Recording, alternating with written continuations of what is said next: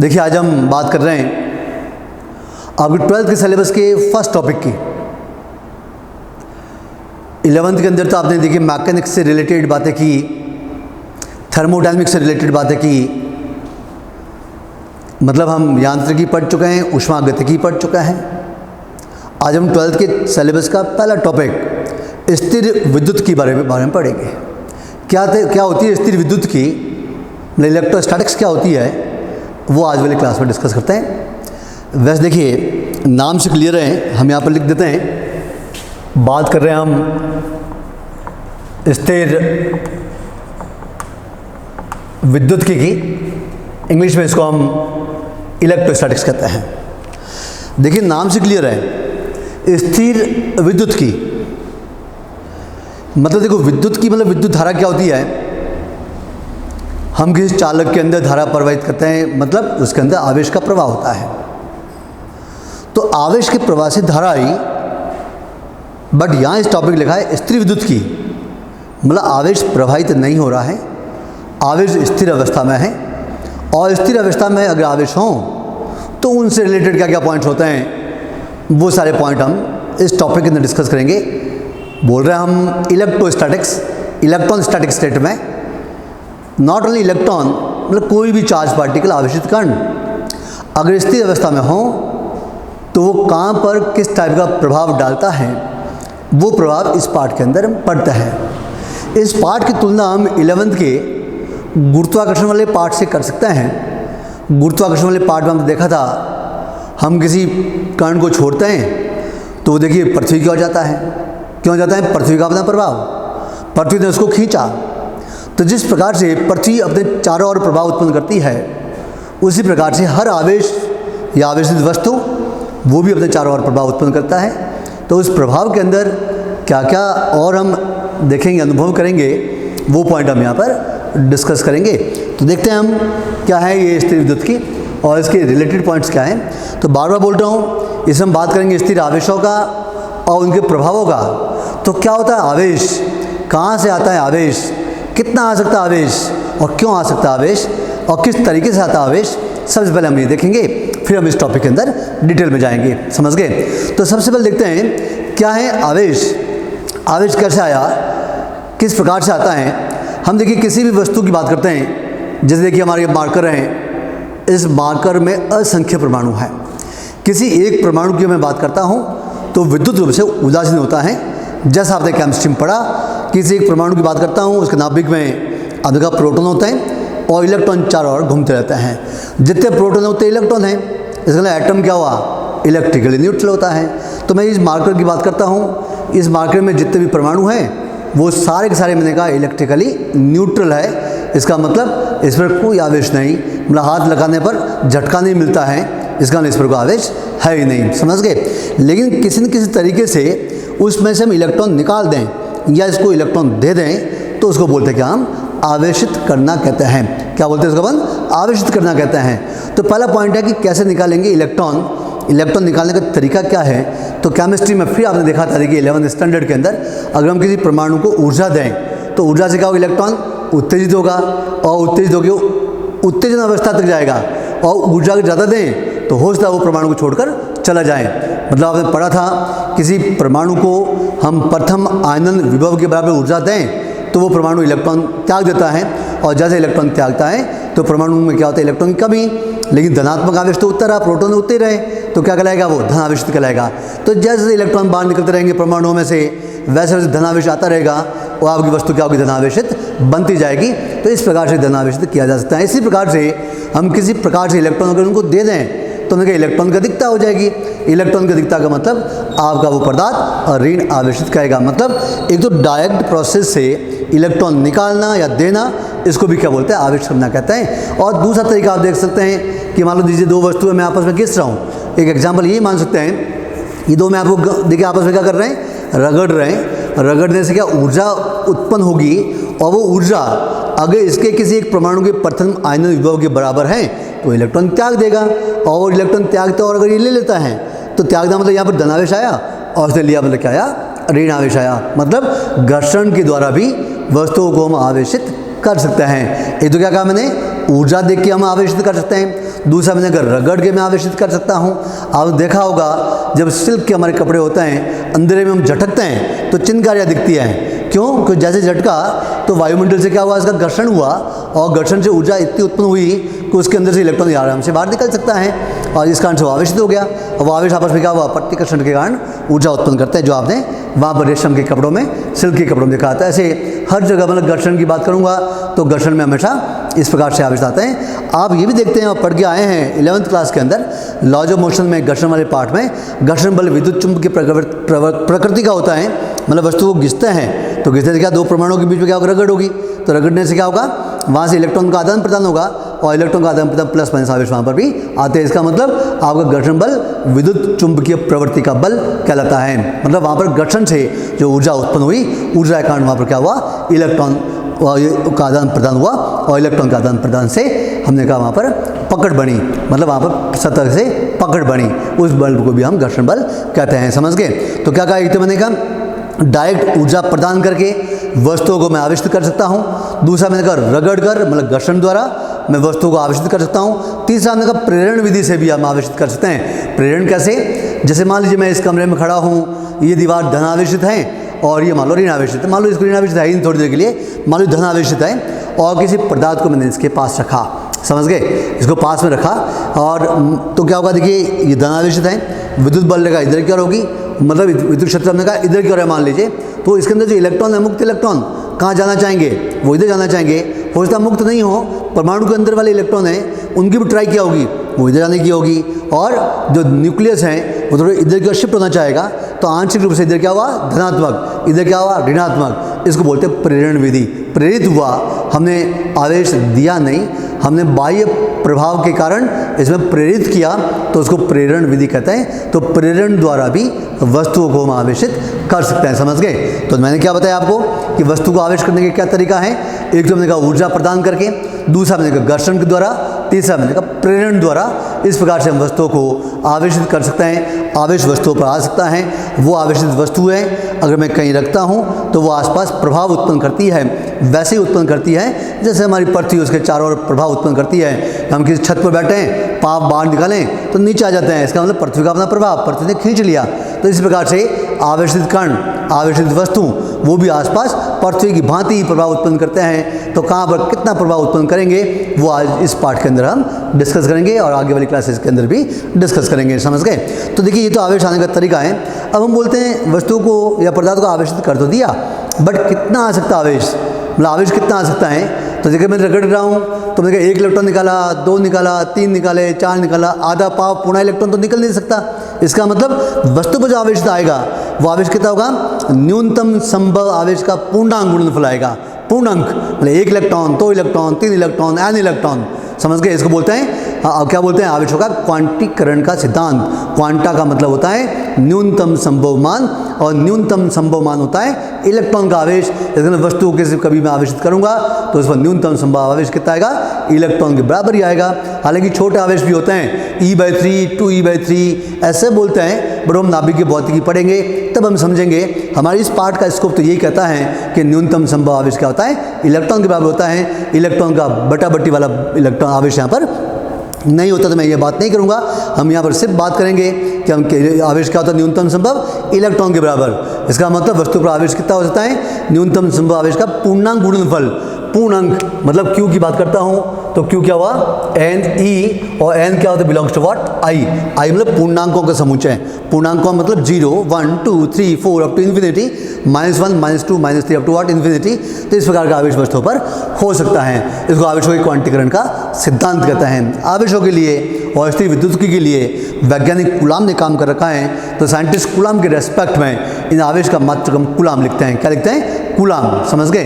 तो मतलब आवेश का मात्र क्या बोल रहा हूँ, कूलाम बोलते हैं। तो ये मात्रक हम ऐसे ही पद्धति के हिसाब से चलता हूँ, तो ऐसे ही पद्धति के हिसाब से इसका मात्रक हम क्या बोलते हैं, कूलाम बोलते हैं। ये इसका ऐसा ही पद्धति के हिसाब से मात्रक कहलाता है। छोटा मात्रक देखें तो हमने कहा माइक्रो कूलाम, ये कूलाम को ऐसे लिखता है। ये माइक्रो कूलाम भी कह सकते हैं, नैनो कूलाम भी कह सकते हैं, पिको कूलाम भी कहते हैं। माइक्रो का मतलब 10⁻⁻6 कूलम, ये 10⁻9 कूलम और ये 10⁻12 कूलम। ऐसा हमने कहा आवेश वस्तुओं पर आ सकता है। कि जब हम देखेंगे अलग अलग सवालों के अंदर, अलग अलग टॉपिक के अंदर देखेंगे आवेशों को मात्रक लेके चलेंगे, मात्रक किस प्रकार से होते हैं समझते हैं, समझ गए। जैसे मान लीजिए किसी वस्तु को मैंने 1 कूलाम का आवेश दिया, क्या दिया, 1 कूलाम का आवेश दिया, तो मैं कितने इलेक्ट्रॉन निकालूं या कितने इलेक्ट्रॉन वस्तु को दूं, तब जाके 1 कूलाम से क्या कहलाएगी, आवेशित कहलाएगी। क्या कहा मैंने, वस्तु को मैं आवेशित कर रहा हूँ, सवाल में लिखा हुआ है, मान लो आपका नीट के अंदर आया या 12th के अंदर आया कि वस्तु को 1 कूलाम से आवेशित कर रहा हूँ, तो बताओ कितने इलेक्ट्रॉन दिए या कितने इलेक्ट्रॉन लिए, मतलब धन या ऋण आवेश की बात करता हूँ। तो हम देख सकते हैं कैसे करेंगे, 1 कूलाम से आवेशित का मतलब Ne बराबर क्या लिखा मैंने, 1 लिखा, तो N कितना आया 1/E, और E का मान तो हम जानते ही है, वो मान हम यहाँ पर लिख देते हैं 1.6 10⁻⁻19। इसको हमने हल किया तो क्या मिला 6.25 10⁻, मतलब क्या होगा, ये 10⁻18 आ गया। इसको आप हल करें और तो 625 इंटू क्या बोलते हैं हम 10⁻16 बोल सकते हैं, समझ गए। मतलब इतने सारे इलेक्ट्रॉन अगर हम किसी वस्तु को दें तब जाके वो वस्तु क्या कहलाती है, 1 कूलाम से आवेशित कहलाती है, समझ गए। कितना का हमने 10⁻18, और 10⁻18 इतने सारे इलेक्ट्रॉन निकालें या उसको दें तो 1 कूलाम से आवेशित कहलाती है, और ये क्या बहुत बड़ा नंबर है, मतलब इतने सारे इलेक्ट्रॉन। जैसे मैं सोडियम एटम की बात करता हूँ, सोडियम एटम के आउटर मोस्ट ऑर्बिट में कितने इलेक्ट्रॉन होता है, 1, और टोटल कितने इलेक्ट्रॉन होते हैं 11, 281, ये आगे इलेक्ट्रॉनिक कॉन्फ़िगरेशन उसका पड़ा हुआ सोडियम के लिए। तो 281 मतलब टोटल 11 ही होता है। इसका मतलब 11 के 11 सारे में बाहर भी निकाल दूँ तो भी उस पर 1 कूलाम का आवेश तो नहीं आ सकता। 1 कूलाम का आवेश के लिए इतने सारे इलेक्ट्रॉन चाहिए, समझ गए। इसका मतलब हम वस्तु को आवेशित करना चाहते हैं और वस्तु का आवेश 1 कूलाम 2 कूलाम, कूलाम खुद ही बहुत बड़ी क्या है, मात्रक है। इस कारण से वस्तुओं के आवेश को हम micro coulomb, nano coulomb, pico coulomb में देखते हैं। क्यों देखते हैं, क्योंकि कूलाम का मतलब तो बहुत बड़ा आवेश होता है, और इतना आवेश जनरली हमने कहा किसी छोटे मोटे एलिमेंट के पास तो होता नहीं, बहुत बड़ी वस्तु होगी तब जाके आज तक कूलाम में आवेश आए। तो हमने कहा आवेश, जिस वस्तु का आवेश छोटा होता है, इस कारण से हम छोटी यूनिट के टर्म में भी अब इसको डिफाइन करते हैं। तो आज हमने क्या पढ़ा, क्या है स्थिर विद्युत की, जिसमें स्थिर आवेशों की बात करेंगे। तो आवेश क्या होता है, आवेश कैसे आता है, आवेश कितना हो सकता है, आवेश का मात्रक क्या होता है, और किस प्रकार से हम समझते देख लिया। अब आवेश तो देखो हमारे पास आ गया, अब आवेश को स्थिर अवस्था में रखता हूँ तो कहाँ पर कितना प्रभाव डालेगा, कहाँ कितना प्रभाव उसका उत्पन्न होगा, उसके लिए सबसे पहले वैज्ञानिक कूलाम ने काम कर रखा है, कूलाम ने समझा रखा है, इसे उनके नाम से जानते हैं कूलाम का नियम। क्या बोलते हैं, कूलाम का नियम, वो बताना चाहते हैं। तो कूलाम क्या कहना चाहते हैं, तो हम कूलाम के नियम को पढ़ेंगे। वो कहते हैं कि अगर मान लीजिए हमारे पास 2 आवेश हैं, बात कर रहे हैं हम कूलाम के नियम की, कूलाम का नियम। जैसे मान लीजिए हमारे पास 2 बिंदु आवेश हैं Q1 Q2, इनके मध्य की दूरी हम बोलते हैं R है, इनके मध्य क्या लगेगा, बल। तो कूलम बताते हैं कि इनके मध्य लगने वाला बल उन आवेशों के परिमाण के गुणनफल के समानुपाती होता है, और बीच में जो दूरी है उसके वर्ग के क्या होता है, व्युत्क्रमानुपाती होता है। देखिए बिल्कुल वैसा ही फॉर्मूला दिख रहा है जैसा गुरुत्वाकर्षण बल का पड़ गया है। वहाँ क्या था, m1 m2 और नीचे क्या r² था, यहाँ क्या है Q1 Q2, नीचे r² आ ही रहा है। तो गुरुत्वाकर्षण जैसी बात ही है, वो भी गुरुत्वाकर्षण का जो नियम है वो भी कूलाम ने दिया था, और ये भी कौन दे रहा है, कूलाम ही बता रहे हैं। तो कूलाम कहते हैं कि इनके मध्य लगने वाला कूलम्बिक बल, मतलब कूलाम का बल या स्थिर विद्युत बल और स्थिर आवेशों के मध्य लगने वाला बल, वो आवेशों के गुणनफल के समानुपाती और बीच में दूरी के वर्ग के क्या होता है, व्युत्क्रमानुपाती होता है।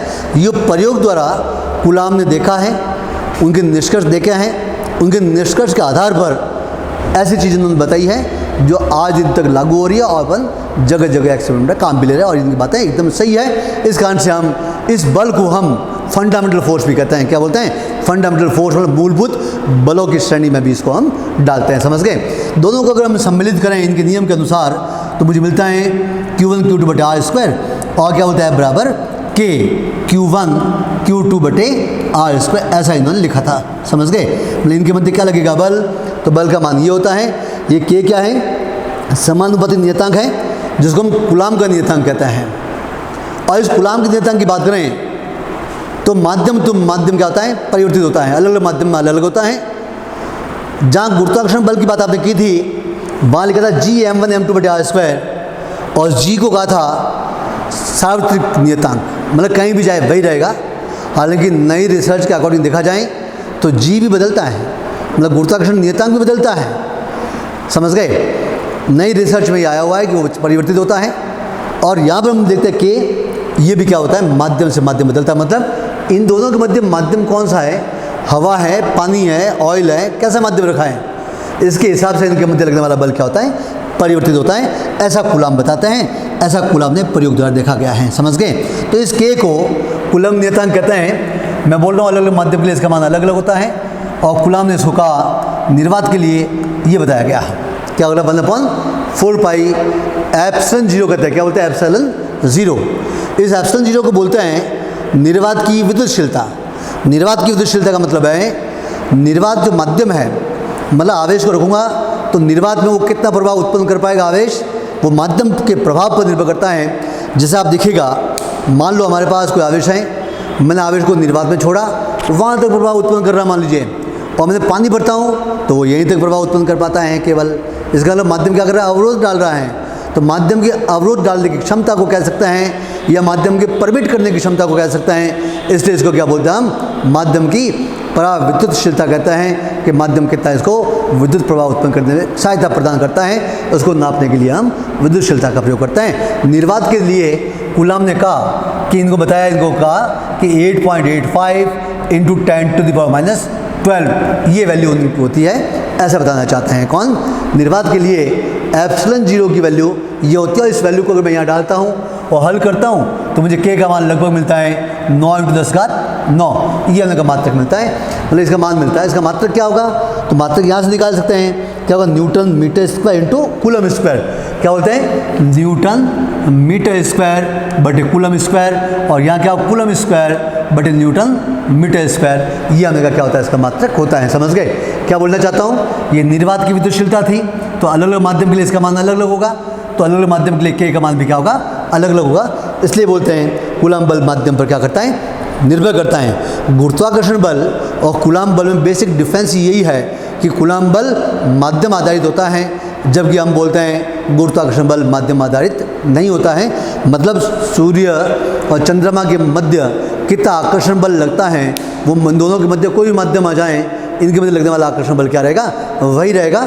जबकि दो आवेशों के मध्य कितना आकर्षण प्रतिकर्षण बल लगता है, वो इस बात पर निर्भर करता है कि कौन सा माध्यम दोनों के मध्य होता है। मतलब कूलाम बल माध्यम आधारित होता है, जबकि गुरुत्वाकर्षण बल माध्यम आधारित नहीं होता है। 11th-12th में बेसिक में दो जो फोर्स आए, बेसिक डिफरेंसेस में क्या होता है, ऐसा होता है, समझ गए।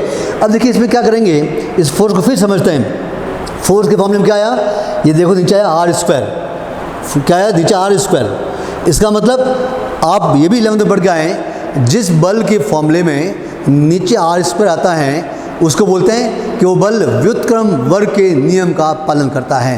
इसका मतलब कूलम बल क्या करता है, व्युत्क्रम वर्ग के नियम का पालन करता है। और जो व्युत्क्रम वर्ग के नियम का पालन करते हैं वो सारे बल क्या होते हैं, संरक्षी होते हैं। इसका मतलब कूलम बल क्या कहलाता है, संरक्षी बल होता है। और संरक्षी बल का मतलब होता है कि किया गया कार्य प्रारंभिक और अंतिम स्थिति पर निर्भर करता है। मतलब आवेश यहाँ से यहाँ आए, ऐसे आए, कैसे भी आए, कोई लेन देन नहीं, प्रारंभिक और अंतिम स्थिति क्या है, उनसे मतलब होता है, समझ गए।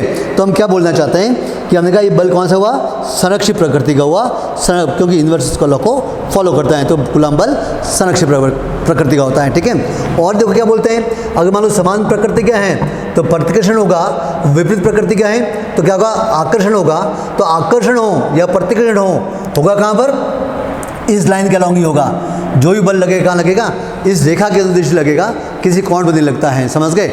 मतलब आप पहले पर ये दूसरा वाला बल कहाँ लगाएगा, बल इधर क्या F12, और इस पर कहाँ लगेगा बल, हमने कहा F21। मतलब ये वाला बल पहले का दूसरे पर, दूसरे का पहले पर बल निकालना चाहता हूँ तो ऐसे पहले और दूसरे पर लगने वाला बल ज्ञात कर सकते हैं। सदिश रूप में लिखना चाहता हूँ तो सदिश रूप में लिख सकता हूँ, F12 बराबर क्या होगा, F12 को लिखते हैं KQ1 Q2 बटे r², और दिशा क्या हुई 2 से 1 की ओर, समझ गए।